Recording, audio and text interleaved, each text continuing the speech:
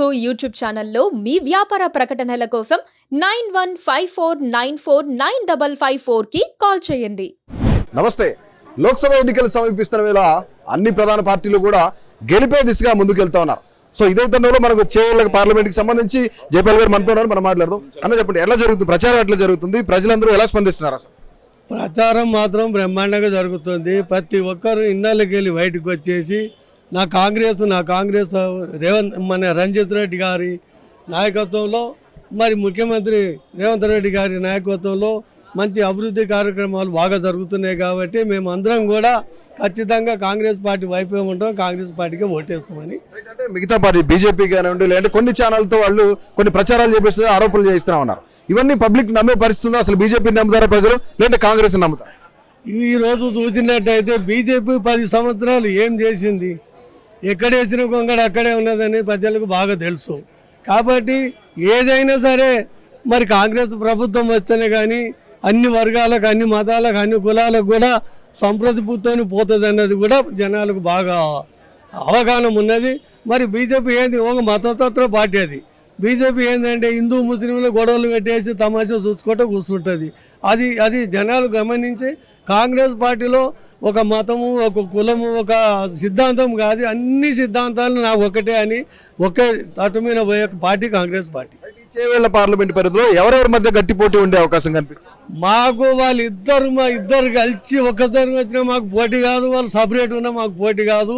101%గా 1,50,000 majority మా Congress Chevella party గెలుస్తుంది.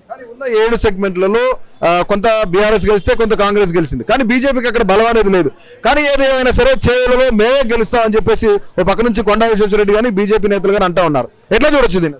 వాళ్ళు ఏంటంటే మరి రోడ్డు పట్టు పోతుంటే డబ్బా కొడతారు, ఆ డబ్బా కొట్టుకుంటూ పోతున్నారు తప్పితే జనాలలో ఏం లేదు వాళ్ళకు. ముఖ్యంగా కాంగ్రెస్ వైపే ప్రజలు ఉన్నారు, కాంగ్రెస్ పాటనే వాడుతున్నారు. ప్రతి మహిళ అక్క చెల్లెళ్ళు బయటకు వచ్చేసి మేము ప్రచారంలో వెళ్తుంటే వాళ్ళు ఇళ్ళల్లో ఉండి బయటకు వచ్చేసి మేము మీ కాంగ్రెస్ పార్టీకి సపోర్ట్ చేస్తామని చెప్పేసి వాళ్ళు వివరంగా చెప్తున్నారు.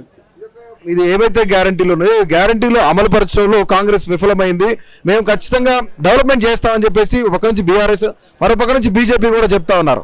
సో ఇది ఎట్లా చూడొచ్చు? దీన్ని 6 గ్యారంటీలు ఏదైతే ఎలక్షన్ ముందు ఏదైతే అభయం ఇచ్చారో 6 గ్యారంటీలు మాత్రం పక్కా చేసిన 4 నెలలనే 3 నెలలనే మరి 6 గ్యారంటీలు చేసిన సంగతి కూడా వాళ్ళ కళ్ళకు కనబడతలేదా, వాళ్ళకి చెవులేని పడతలేవా? వాళ్ళకి ఏంటంటే మరి 10 సంవత్సరాలు ఆయన చేసి ఈయన చేసి ఎందుకు చేయలేరు, మరి ఎందుకు ప్రజలు వాళ్ళని దూరం కట్టారు? వాళ్ళకి ఎట్లుందంటే మరి 10 సంవత్సరాలు చేయండి ఈ 2-3 నెలలను మా పార్టీ చేస్తుంటే మరి విమర్శలు పెట్టు తప్పితే వాళ్ళకి వేరే పని ఏం లేదు. ముఖ్యంగా ఇప్పుడు రైతు రుణమాఫీ మీద పెద్ద చర్చ అయితే నడుస్తుంది రాష్ట్ర వ్యాప్తంగా కూడా. ఆగస్టు 15కి రైతు రుణమాఫీ చేస్తా అని చెప్పేసి సీఎం గారు చెప్పారు. కానీ నిధులు లేవు, ఈసారి కాంగ్రెస్ పార్టీ వ్యూహం ఫ్లాప్ అవుతుంది అని చెప్పేసి కొంతమంది ప్రచారం చేస్తా ఉన్నారు. ఎట్లా చూడొచ్చు దీన్ని? కాంగ్రెస్ పార్టీ ఏదైతే హామీలు ఇస్తున్నారో ఆ పక్క ఖచ్చితంగా చేస్తారు.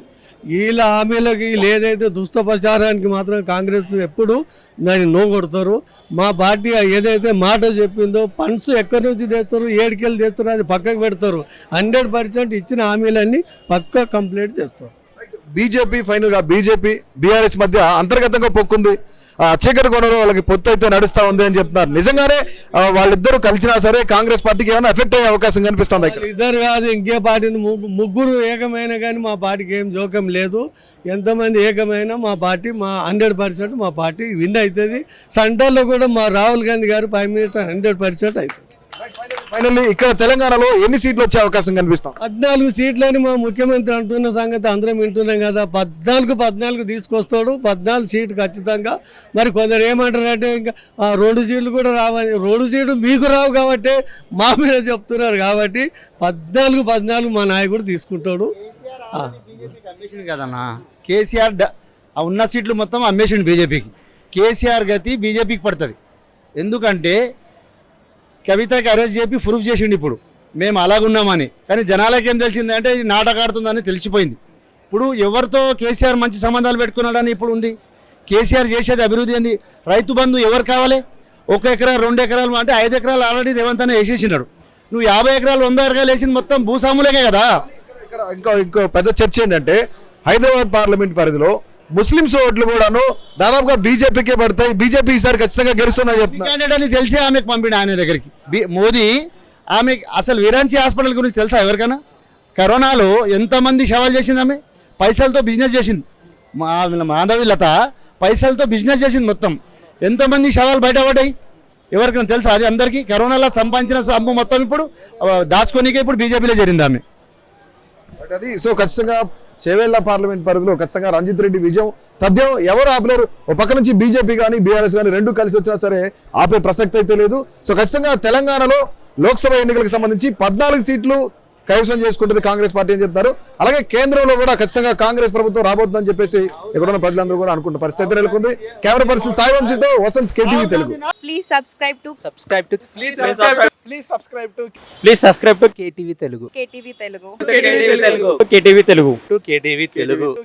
Telugu channel.